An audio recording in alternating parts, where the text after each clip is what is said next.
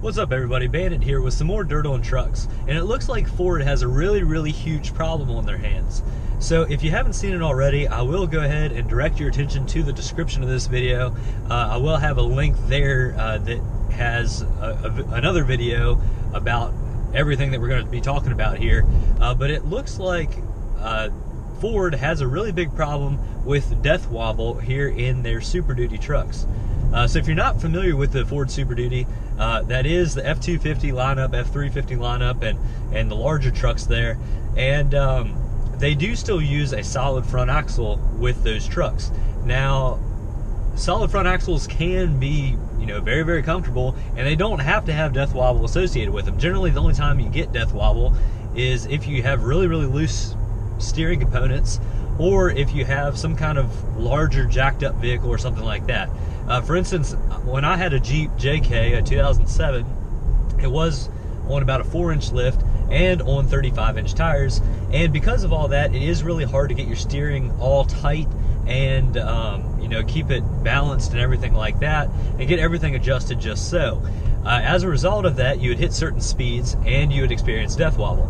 Death wobble, if you never experienced it, and I certainly wouldn't recommend you go out looking for it, is when your steering wheel starts whipping really violently side to side. Obviously, it is really dangerous. The whole vehicle starts to shake. And generally what that occurs from is, again, those loose steering components, and you'll hit exactly the right frequency in the truck, which causes everything to shake. Now, apparently this is happening on stock Super Duties that are brand new. So the video that you'll be watching, if you do click on the link in the description there, is on a 2017 Super Duty, and I believe it's a Platinum. So you're looking at an $80,000 or $90,000 truck that can't go down the road. Now, the most interesting part here is what the dealer tells the driver of the truck. So apparently the driver did call into Ford and complain.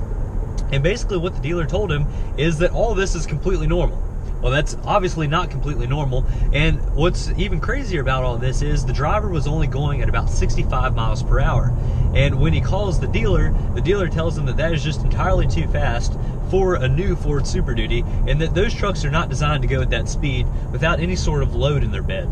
Now, I do live in the country, and I see people driving Ford Super Duties all the time, F-250s and F-350s, and those trucks are unloaded for the majority of their life.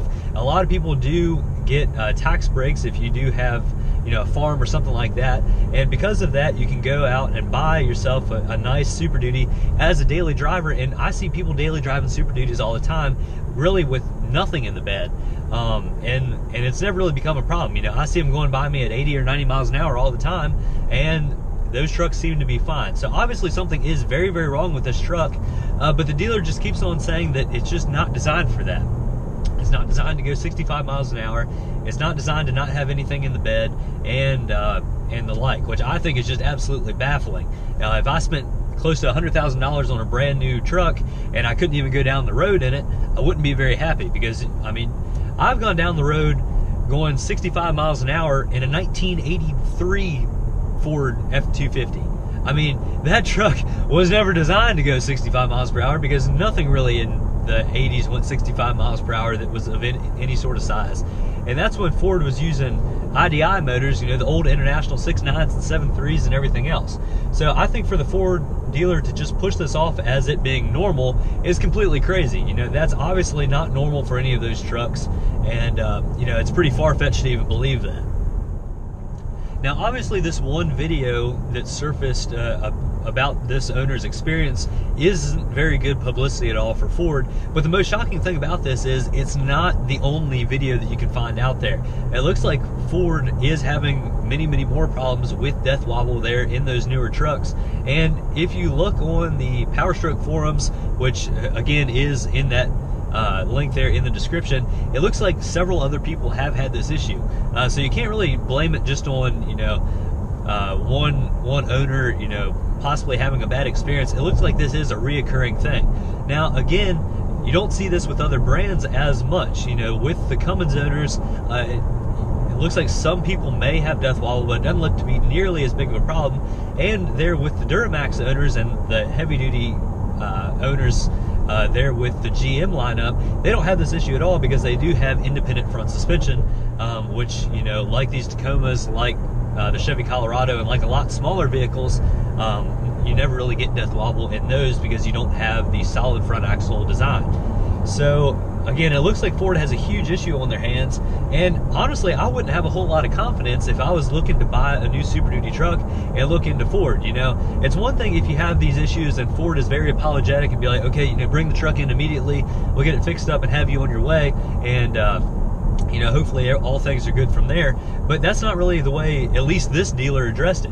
They addressed it like it was the owner's fault for buying that truck and expecting to go down the road at 65 miles per hour without any issues. And again, we're dealing with trucks built in, you know, 2017, 2018. There's no excuse why really any vehicle produced today couldn't go down the road at 65 miles per hour. I think that's, again, really, really far-fetched and really baffling that you would even make that claim. You know, again, if you're spending close to $100,000, you ought to be able to do really whatever the heck you want, and especially since these new Power Stroke motors have over 900 foot-pounds of torque, you know, 60 miles an hour hits you pretty quick.